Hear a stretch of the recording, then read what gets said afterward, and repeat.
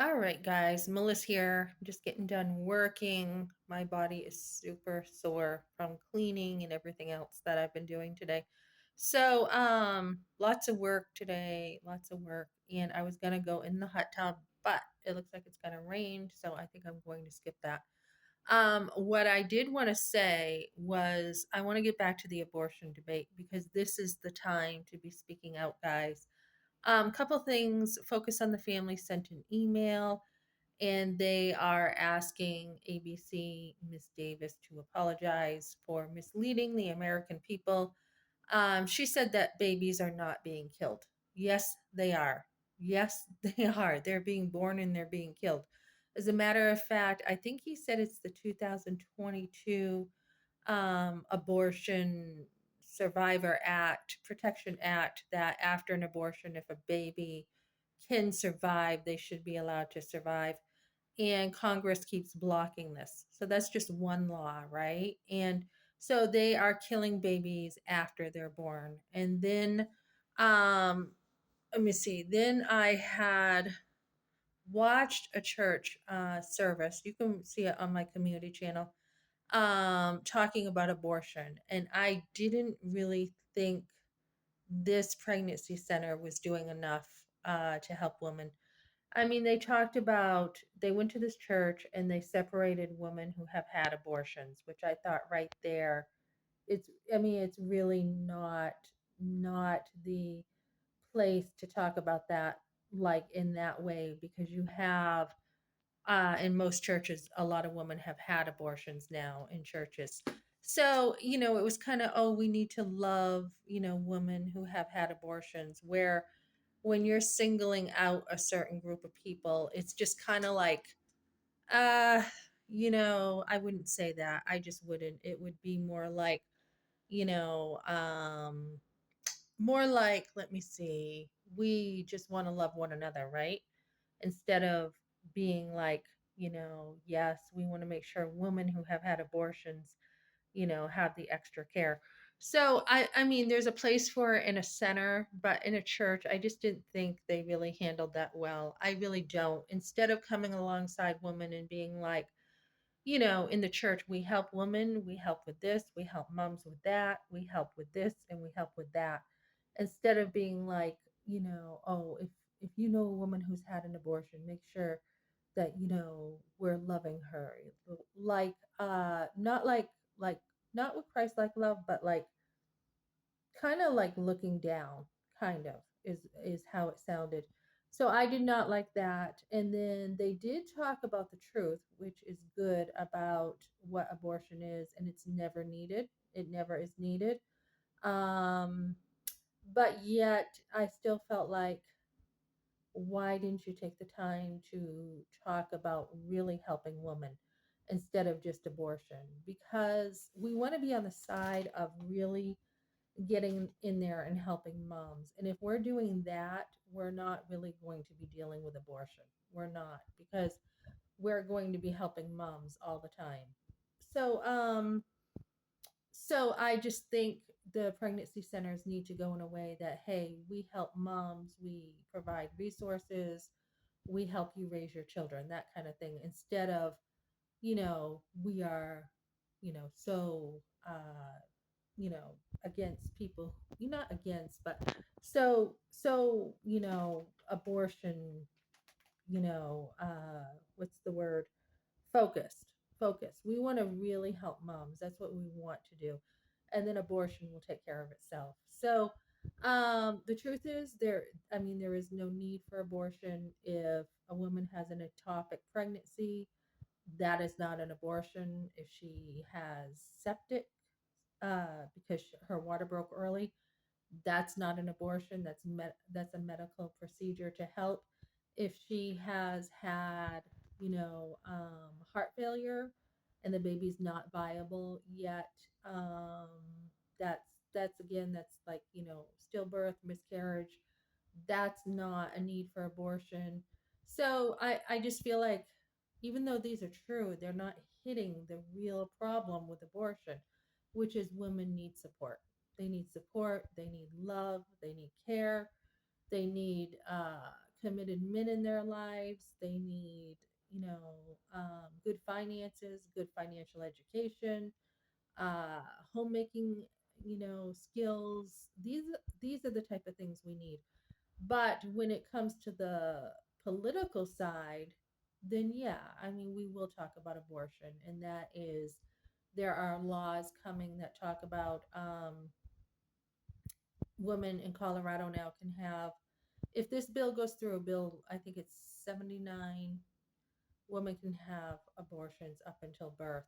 So I think in a church setting, we need to talk about this in the way a lot of girls see it. A lot of girls see it as, oh my goodness, I'm not ready. That's how they see it. I'm not ready. They don't care about the facts. They don't care about whether it's a baby. They don't care whether it's, um, you know, morals. I mean, they don't care. They don't care if God says, you should not kill. These are the things, and there's not all women are Christians, okay? So there's a lot of people who just do not care about these things. So if we as a church are going to minister to women, we need to care about women. We need to have relationships with them. We need to have people in our lives and not be like, kind of standoffish and distant. If you know a woman who, has had an abortion, that's very divisive to me. It really is. And the same with other people too, right? If you happen to know a person like this, reach out because they're lost and they need Jesus. No, just get in people's lives and just have relationships with people. So I think we need to bring the abortion stuff or the pro life stuff into the churches. And even then, pull it into we need to pull it in where it's just, I mean, I went to church for years and I didn't tell anyone about the abortion that I had forced on me. And I think if we develop relationships with women one on one, for the most part, or a pregnancy center where she goes and she gets a car seat, pregnancy test, and it's positive, she on her own, when she's ready, will talk about abortion and stuff. She won't, if you make it like, oh my goodness, these women have had abortions, she's not going to talk to people. She's going to shut down. So we need to get better at relationships in the churches. We need to do better. I mean, I've gone to churches where people just really haven't even gotten in my life. And then as I'm in the business world now, I have tons of people reaching out to me. I mean, I have a woman who wants to do coffee next week. I went to coffee last week with a woman. I have so many women who want to get together. And this is outside the church, guys, which is really sad. I've been to church and nobody's invited me for coffee. Nobody's asked me to. I mean, there's been times, yeah, I have gotten involved in people's lives. I had mentorship and I had people in my lives. But other than that, there's been a lot of churches where nobody has said, hey, why don't you come on over? Why don't you do this? Why don't you do that? And that's what we need. That's what we need. And if I don't get it, and I've been in church for a while and know people, I can't imagine women coming in who have nobody. And the other thing I found that a lot of people who help moms are the people on the outside. And I hate to say that. I guess I'm giving the church some smack talk because honestly, the churches are not doing enough. They're just not. The Catholics are on the front lines, and they have done more for women as far as having their kids and having food pantries and handing out money than anyone I have ever seen in as far as the churches. As far as people helping, you can minister to people, you can lay down your life, you can help others. And when it's your turn, when you need help, I see people on the outside more willing to say, hey, let's put a fundraiser together for this woman. Let's do this. Let's do that. Or let's have her over, and do a baby shower and let's do this. So I really, churches need to do more. This church I did hear about last night on my community post, they are encouraging people to vote. But even then, so what? I mean, you vote and it's still not, I mean, it's something, but it's not the hands on. It's not the hey, what do you need? Where can I help you? Do you need a babysitter? Do you need, and even teaching, which I like, even teaching moms how to desire to want to have kids, how to want to have kids, and how to, you know, um, take care of kids. That's what I looked for when I went to church. I had people, first of all, taking care of me, I had people mentoring me.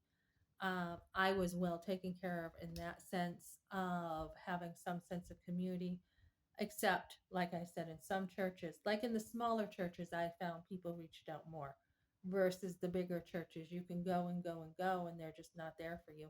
So, I found the smaller churches are the ones who get in your life, and they'll, when I had my third son, they had a whole chain meal of people coming over, bringing over dinners like every single night while I was recovering from my third son. My firstborn, um, I wasn't really in church yet. And then my second born, the church put on a baby shower for me. This is again a small church.